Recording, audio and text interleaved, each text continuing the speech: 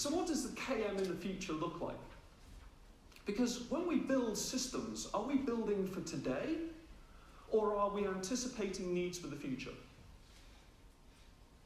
So are you responding to, from that position of empathy, are you responding purely to what you're sensing now, or actually are you scanning and starting to try to predict what the future will look like and what future needs might be? Your emerging generation that's coming through.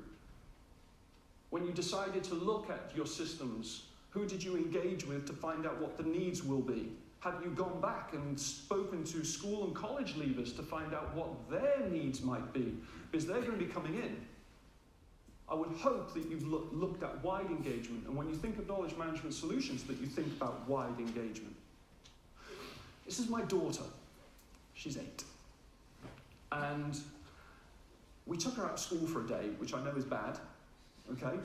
But took her out of school for a day to go to a concert. Again, even worse, all right?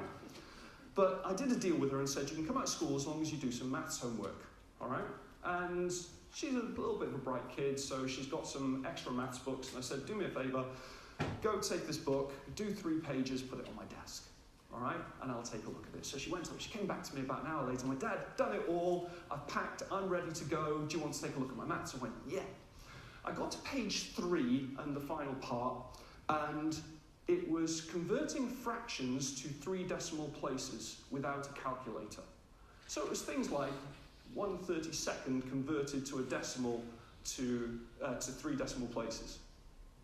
She's 8, by the way. Did I tell you that? And they were all right. 12 questions, bang on, with no workings out. So I turned around to her and I said, can you do me a favour? Where are the workings out? Yeah, Dad. Did that in my head. Really? You did that in your head? Wow, that's amazing. So let's take a look at this. So I gave her some questions back, and she had memorised them. She could recall them, and so she told me the answers. So I decided I'd test her back. I changed the fractions and said, you can do them in your head. She got more wrong. So I turned around to my daughter, and I said, unfortunately, my love, I think you're cheating. I think you've looked at the answers in the back.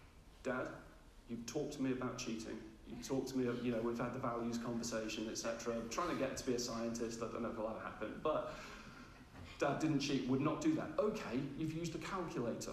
No, Dad, have not used a calculator. Wow. So you can imagine, if you've got children trying to have this conversation with an 8-year-old, it gets to a point of frustration. All right? My wife decides, look, I'll talk to her. I've got this sorted. When she came out and said, she really did just do it in her head. I'm convinced. Got to a point of, right, just going to settle all this down. Sat her down. Took a coaching approach. And she admitted to me that she did not cheat, because that is bad. She did not look in the back. She did not use the calculator. She asked Siri.